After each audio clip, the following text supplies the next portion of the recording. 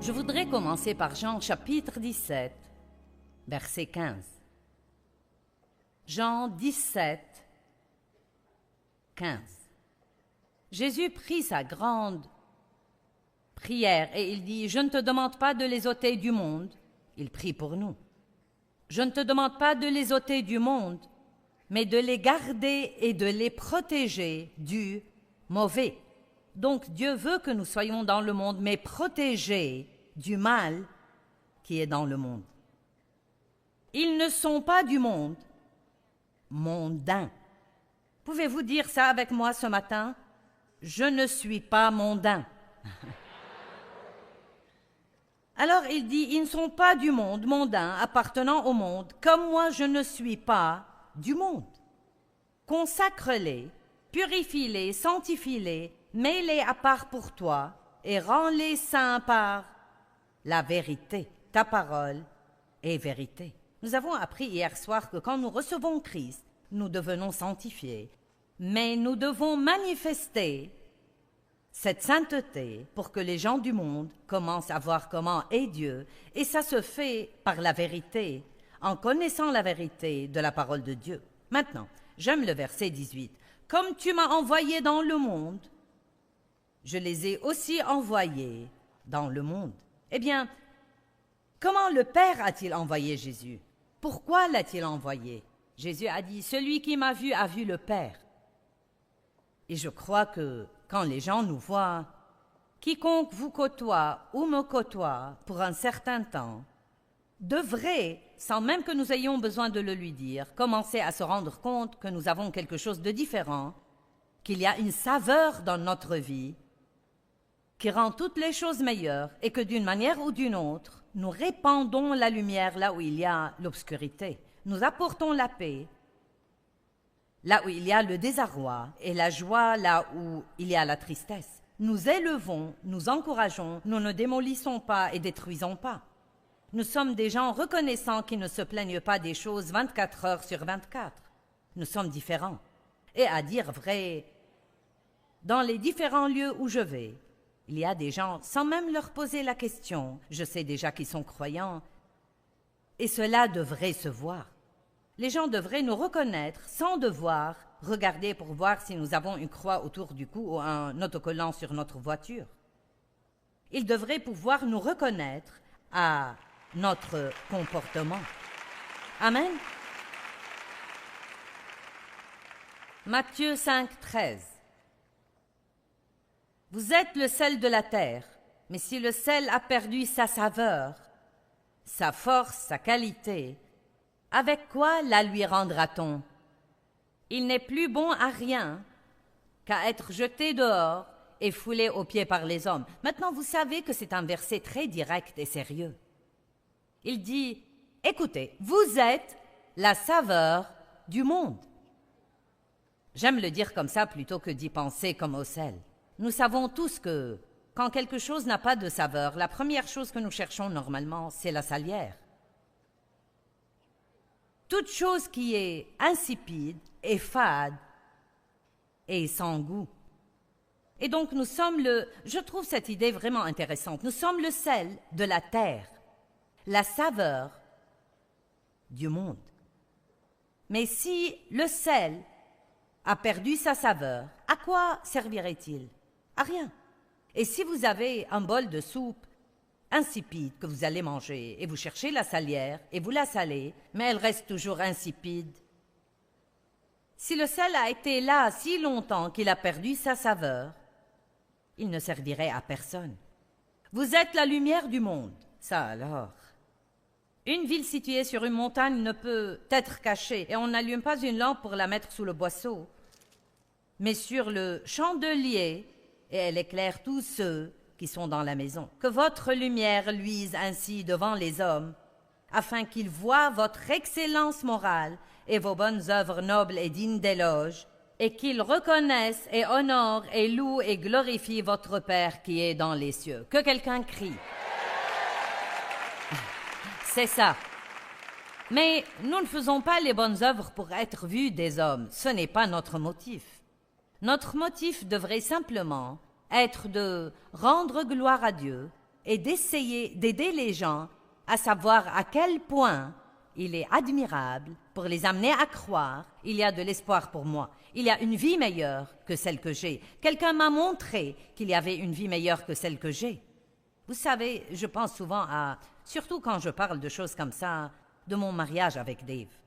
Quand j'étais jeune et que j'avais une vingtaine d'années, j'avais 23 ans quand Dave m'a épousée, et je peux honnêtement vous dire qu'à cet âge, je ne me souviens pas d'avoir été heureuse de ma vie. Je n'ai jamais été heureuse. Je ne connaissais pas le bonheur. Je n'ai jamais eu de paix, je ne savais pas ce que c'était. Elle m'était étrangère. Savez-vous qu'il y a des gens qui n'ont pas la moindre idée de ce que c'est que la paix? Ils ne savent même pas ce que c'est. Ils ne savent pas ce que c'est que la joie, et donc ils essayent de remplacer la joie par un quelconque amusement. Et bien des fois, ils vendent leur âme pour s'amuser. Et ils ont besoin de nous. Eh bien, quand Dave m'a épousée, j'avais beaucoup de problèmes. Il ne savait pas combien de problèmes j'avais, mais il a prié Dieu de lui donner une épouse et il a dit, Dieu, s'il te plaît, que ce soit quelqu'un qui ait besoin d'aide. Vous pouvez prier ça si vous voulez, mais je me demande combien de personnes qui veulent se marier aujourd'hui oseraient prier quelque chose comme ça. Oh non, nous voulons Monsieur Parfait, nous le voulons rempli de l'esprit, marchant avec Dieu, prêt à entrer dans le ministère, un homme de la maison, ceci et cela, très grand, etc., et qu'il ait un bon métier. Dave a prié, donne-moi quelqu'un qui ait besoin d'aide. Je ne sais pas pourquoi il a dit ça, mais je crois qu'il était mené par le Saint-Esprit. Dave était un chrétien rempli de l'esprit. Il aimait Dieu et il avait une profonde relation avec lui. Et me voici, j'ai reçu Christ quand j'avais 9 ans, donc j'ai été régénérée quand j'étais petite fille.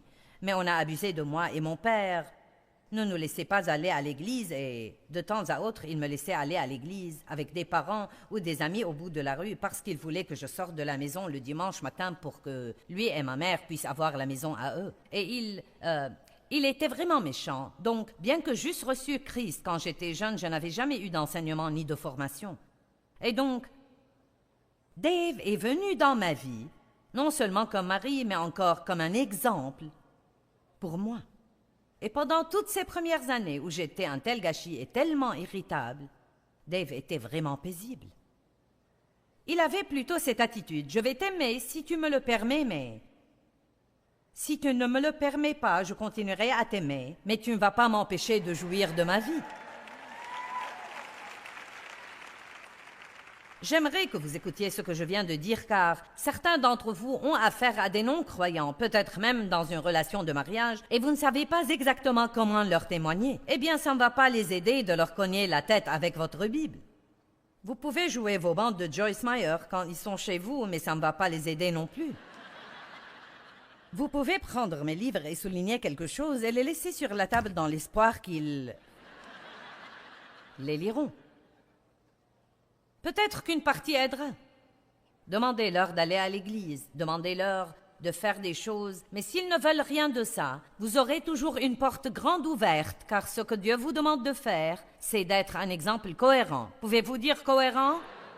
D'être un exemple cohérent en vivant tout simplement votre vie chrétienne calmement, admirablement et joyeusement, et non pas en étant religieux, en prêchant tout le temps et en ayant un langage corporel qui montre que vous êtes dégoûté de leur comportement.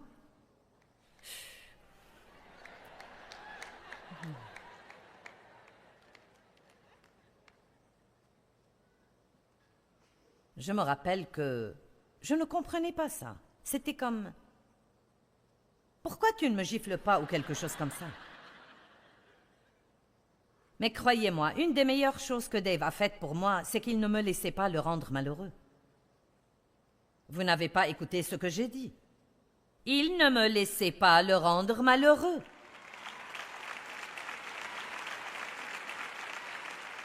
Et les gens ne sauront pas que faire de vous, et le diable ne saura que faire de vous, quand ils font tout leur possible pour vous rendre malheureux, et vous leur pardonnez, vous restez paisible. Et je crois que c'est un enseignement qui devrait être répandu, et je travaille sur quelques trucs dans mon cœur maintenant, comme quoi, quand vous souffrez à cause des gens, la meilleure réponse que vous puissiez donner, c'est de continuer à être ce que vous êtes. Ne laissez pas les gens vous changer. Restez les mêmes, et croyez-moi, votre témoignage cohérent les changera finalement. Je n'avais jamais vu de cohérence, et Dave était cohérent. Je ne savais pas ce qu'était la paix, et Dave était paisible. Et finalement, j'ai pensé que je devais avoir ça.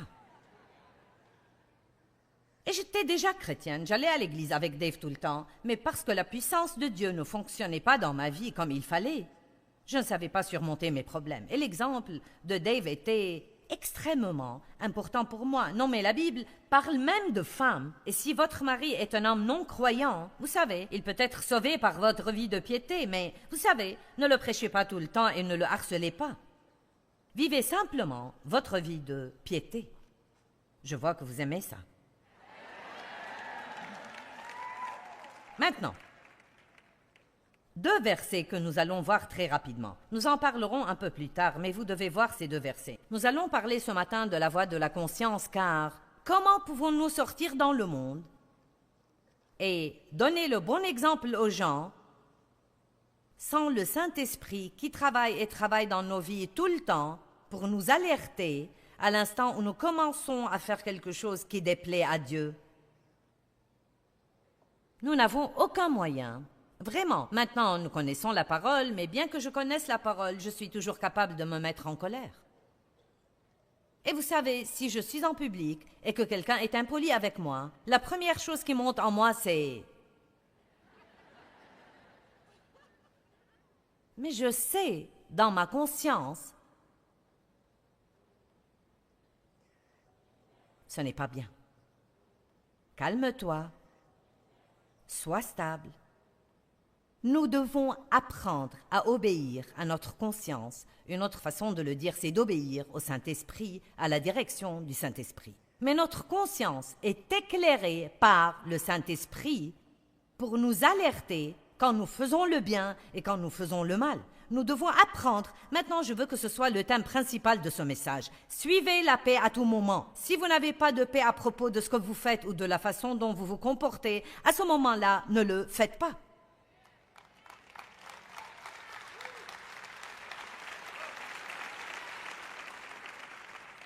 Je ferais mieux de répéter. Si vous n'avez pas de paix au sujet de ce que vous faites ou la façon dont vous vous comportez, et c'est pour vous, ne vous souciez pas de ce que font tous les autres.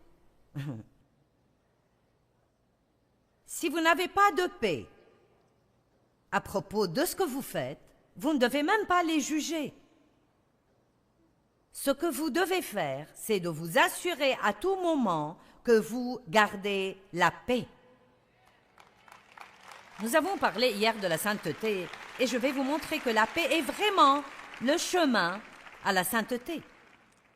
Tant que nous restons paisibles, nous serons sur le chemin de laisser cette sainteté que Dieu a mise en nous se manifester. Nous allons voir encore quelques versets. Actes 23, 1. L'apôtre Paul. Donc Paul, les yeux fixés sur le conseil, le Sanhédrin, a dit « Frères, j'ai vécu devant Dieu et je me suis conduit envers Dieu avec une conscience sans aucun reproche jusqu'à ce jour. » J'aime ça. N'est-ce pas vraiment puissant? Les gens vous jugent et vous critiquent car vous êtes capable de dire ou de penser « Ma conscience est tranquille devant Dieu. » J'ai la conscience tranquille. Vous pouvez me juger, vous pouvez me critiquer, vous pouvez m'accuser, mais si j'ai la conscience tranquille devant Dieu, j'ai quelque chose que personne ne peut m'enlever. Allez. Acte 24, 16. J'aime le verset que nous allons voir maintenant. C'est pourquoi je m'exerce et je me discipline toujours. Cela n'arrive pas du tout comme ça. Il va falloir vous discipliner et vous exercer sur ce plan, mortifiant mon corps, amortissant mes affections charnelles, mes appétits physiques et mes désirs mondains. Je sais que ça n'a pas l'air attrayant, mais ça vaut la peine. M'efforçant à tous égards d'avoir une conscience tranquille, inébranlable, irréprochable, sans offense envers Dieu et envers les hommes. Waouh, waouh, waouh, waouh, waouh, waouh. J'aime ce passage. Donc Paul dit ce qui suit. Écoutez. À l'instant où je sens que j'ai offensé Dieu, Je rectifie les choses, car je dois avoir la conscience tranquille. Si je sens que j'ai fait quelque chose qui a offensé quelqu'un, si j'ai blessé quelqu'un, si je l'ai maltraité, si je lui ai parlé d'une façon dont je n'aurais pas dû lui parler, si je n'ai pas été là pour lui quand j'aurais dû l'être, et si je l'ai vraiment déçu, si je n'ai pas tenu parole, si je l'ai dépité, si j'ai été impoli, je ne fiche pas tout en l'air. Et je ne dis pas « je suis occupé » ou « j'ai eu une rude journée ». Non, je rectifie les choses. Et vous savez comment vous les rectifiez? Vous vous humiliez et vous dites « je n'aurais pas dû me comporter comme ça, je suis désolé, pardonne-moi. Je n'aurais pas dû me comporter comme ça, je suis désolé, s'il te plaît, pardonne-moi. Je n'aurais pas dû me comporter comme ça, je suis désolé, s'il te plaît, pardonne-moi. » Sans excuses, sans se chercher des excuses, tout simplement « écoute, je suis désolé, je n'aurais pas dû me comporter comme ça, s'il te plaît, pardonne-moi. » C'est incroyable ce que ces quelques mots feront pour vous redonner la paix dans votre conscience. Et si la personne veut être odieuse et ne pas vous pardonner ou provoquer une dispute, votre conscience sera tranquille car vous avez joué le rôle que Dieu voulait. Je ne suis pas responsable d'obliger cette personne à être en paix avec moi, mais je suis responsable d'être en paix avec elle. Maintenant, la fonction de la conscience, c'est de nous corriger et de nous réprimander pour nous mettre mal à l'aise quand nous faisons quelque chose qui déplaît à Dieu. J'aime beaucoup ces mots « mal à l'aise ». C'est ce que dit Lavigne. Elle nous met mal à l'aise. En d'autres termes, vous n'allez pas écouter une voix crier après vous « non !» Vous vous sentez un peu gêné. C'est pourquoi nous devons apprendre à être sensibles au Saint-Esprit. Ça m'attriste quand je pense à toutes les années où je maltraitais les gens et je ne savais même pas que je le faisais. Je ne le fais plus maintenant. Plus vous marchez avec Dieu, plus vous connaissez sa parole, plus elle devient une lumière dans votre vie et révèle toute obscurité. J'ai prié ce matin, Dieu, s'il y a la moindre obscurité en moi, révèle-la par ta lumière. S'il te plaît, Dieu, ne me laisse pas faire des choses stupides et ne même pas savoir que je les fais. Nous devons prier pour nous-mêmes. Nous ne devons pas prier pour avoir tout ce que nous voulons tout le temps. Nous devons prier que Dieu travaille en nous, que Dieu nous change radicalement, qu'il mette le doigt sur des choses dans notre vie. Commencez à prier, Dieu, je veux être ce que tu veux que je sois. Vous avez peut-être commencé votre vie avec Dieu et vous avez eu beaucoup de problèmes dans votre vie et vous lui avez demandé de résoudre tous ces problèmes et de répondre à tous ses besoins. Nous commençons tous comme ça. Mais je ne peux pas vous laisser terminer de cette façon. Je dois vous dire qu'il est temps de faire un revirement. Il est temps de commencer à dire « D'accord Dieu, je ne vais pas me soucier de ce que font tous les autres. Je ne vais même pas me soucier d'avoir tout ce que je veux. Je veux simplement que les choses soient justes entre toi et moi. Je veux grandir. Je veux être tout ce que tu veux que je sois. Je dis même à Dieu « Lis-moi à l'autel s'il le faut, mais ne me laisse pas m'éloigner de toi avant d'accomplir tout ce que tu veux faire en moi. J'aimerais que ce soit facile, mais sinon, s'il te plaît, ne me laisse pas m'enfuir. » C'est facile de s'enfuir, très facile quand les choses deviennent inconfortables, et nous faisons ça de façon différente. Le dictionnaire grec de Lavigne dit que la conscience est un savoir ou une connaissance, un témoin né à notre conduite par la conscience, la faculté par laquelle nous comprenons la volonté de Dieu, qui est destinée à gouverner nos vies et dont le processus distingue ce qu'elle considère moralement bon ou mauvais et nous incite à faire ce qui est bon et à éviter ce qui est mauvais. En d'autres termes, si je fais quelque chose qui est mauvais, ma conscience ne l'approuvera pas jusqu'à ce que je décide d'arrêter de le faire et de commencer à faire ce qu'il faut. Donc, voilà le fond du problème. Beaucoup de gens, et même beaucoup de chrétiens, vivent avec cette misère de bas niveau à l'intérieur d'eux tout le temps.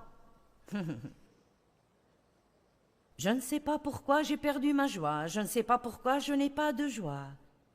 Je ne sais pas ce qui ne va pas. Veux-tu prier pour moi, sœur? Peux-tu imposer les mains sur moi? J'ai perdu ma joie, je ne sais pas ce que c'est, je ne me sens pas bien. Pourquoi ne pas demander à Dieu, ai-je fait quelque chose qui t'a offensé? Non, mais c'est la première chose que je ferai. Non. Ne dites pas, eh bien, ce doit être un esprit malin qui plane ici pour me perturber. Amen.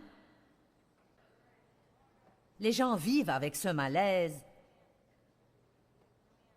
de bas niveau, simplement car, à dire vrai, tant de personnes chrétiennes, et je ne dis pas que c'est vous, mais tant de chrétiens, font constamment des choses que leur conscience désapprouve complètement.